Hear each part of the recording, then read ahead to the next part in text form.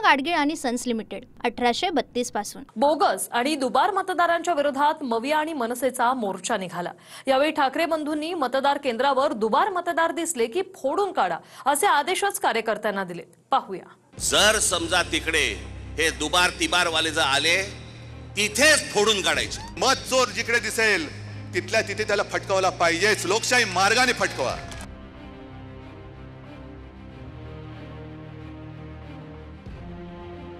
Bogus तसंच दुबार मतदारांच्या विरोधात महाविकास आघाडी आणि मनसेने मोर्चा काढला आणि ठाकरे बंधूंनी दुबार मतदार दिसले की फोडून काढा असं म्हणत आक्रमक पवित्रा घेतला। जेव्हा कधी निवडणुका होतील एक तर पहिल्यांदा तुम्ही घराघरामध्ये जा, सर्वजण याद्यांवरती सगळ्यात जोरात काम करा। चेहरे कळले पाहिजेत, एकेका यादीवरचे सगळ्यांना चेहरे कळले पाहिजेत। ती माणसं तिकडे मतदार नोंदणीचे म्हणजे आपलं मतदाराच्या ठिकाणी बसले पाहिजेत। आणि त्यानंतर जर समजा तिकडे हे दुबार तिबार वाले जर आले तिथेच फोडून काढायचे।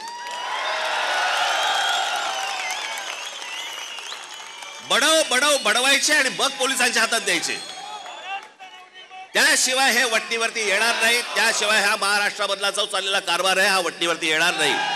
आजपासून तुम्ही सगळ्यांनी आणि प्रत्येक राज्यातल्या प्रत्येक नागरिकांनी ही जबाबदारी घेतली पाहिजे की मत चोर जिकडे दिसेल तिथल्या तिथे त्याला फटकावला पाहिजेच। लोकशाही मार्गाने फटकवा। आता लोकशाहीचा मार्ग तुम्हाला माहिती आहे। आम्हाला कायदा हातात घ्यायचा नाहीये, पण कायद्याचा खोटा दांडुका जर आमच्या डोक्यात मारणार असाल तर त्या दांडुक्याचं सुद्धा काय करायचं हा सुद्धा निर्णय घ्यायला ही महाराष्ट्रातली जनता सक्षम आहे। आपापल्या कार्यकर्त्यांना राज ठाकरे आणि उद्धव ठाकरेंनी दुबार मतदार मतदान केंद्रावर आले की चोप देण्याची भाषा केली, तर पवारांच्या राष्ट्रवादीचे आमदार उत्तम जानकरांनी थेट ईव्हीएमच निवडणूक आयोगाच्या कर्मचाऱ्याच्या डोक्यात मारा असं वादग्रस्त वक्तव्य केलं। निवडणुकीच्या दिवशी टाइम आणि डेट सेट केला जातो, म्हणून मित्रांनो आता ईव्हीएमच्या माध्यमातून जर निवडणुका घेतल्या तर गावोगाव या पेट्या त्या निवडणूक आयोगाच्या डोक्यामध्ये मारा आणि त्याचा भोगा करा, अशा प्रकारचं आवाहन मी या ठिकाणी करतो। मतदार याद्यांमधील दुबार आणि बोगस नावं हटवा अशी मागणी विरोधकांची। राज ठाकरेंनी यावेळी दुबार मतदार याद्यांचा गठ्ठाच दाखवला।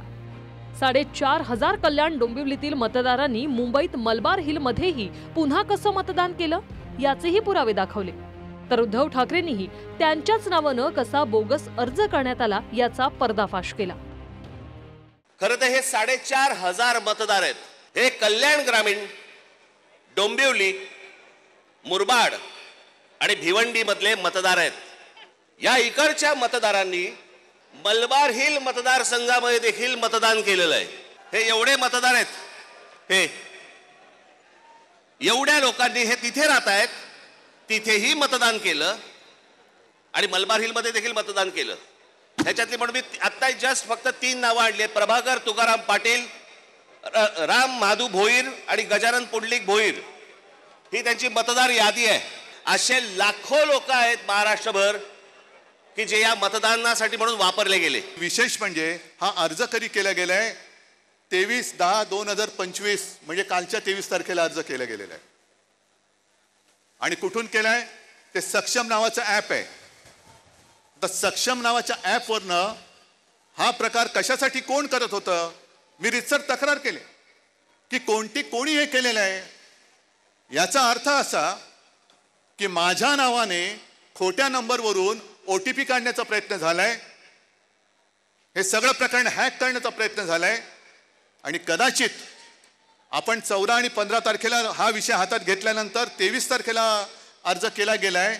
म्हणजे माझ्या सकट माझ्या कुटुंबातील 4 जणांची नावं मतदार यादीतून बाद करण्याचा प्रयत्न केला गेलाय का हे आता आपल्याला शोधलं पाहिजे, कारण नक्की काहीतरी याच्यात डाव आहे। 1 जुलैपर्यंतची मतदार यादी महापालिका आणि इतर स्थानिक स्वराज्य संस्थांच्या निवडणुकांसाठी वापरली जाणार आहे।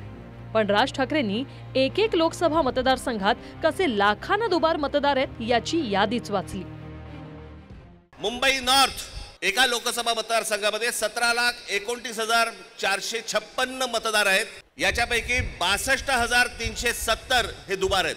मुंबई नॉर्थ वेस्ट संपूर्ण मतदार 16,74,861 आणि दुबार मतदार 60,231। मुंबई नॉर्थ ईस्ट पूर्ण मतदार आहेत 15,90,710 आणि दुबार मतदार आहेत 92,983. नाशिक लोकसभा मतदार आहेत 19,34,349 आणि दुबार मतदार आहेत 99,673. मावळ लोकसभा संपूर्ण मतदार आहेत 19,85,172 आणि दुबार मतदार आहेत 1,45,636 एवढे दुबार मतदार आहेत. पुणे लोकसभा 17,12,242 दुबार मतदार आता आहेत तिकडे 1,02,002. ठाणे लोकसभा इथे दुबार मतदार आहेत 2,09,981.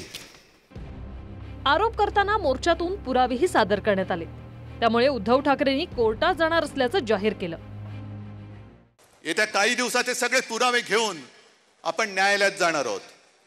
बघू न्यायालयामध्येच तरी आपल्याला न्याय मिळतो की नाही याची सुद्धा परीक्षा होईल. आणि जर का त्या न्यायालयात न्याय मिळेल अशी आमची खात्री आहेच, पण नंतर जनतेचं न्यायालय या सगळ्या मतचोरांचं काय करायचं याचा निर्णय घ्यायला सक्षम आहे.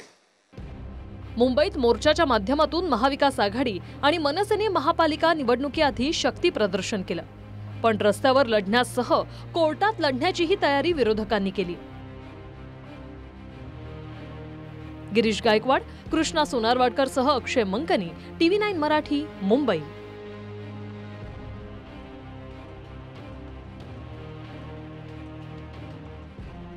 पूना गाडगीळ आणि सन्स लिमिटेड 1832 पासून.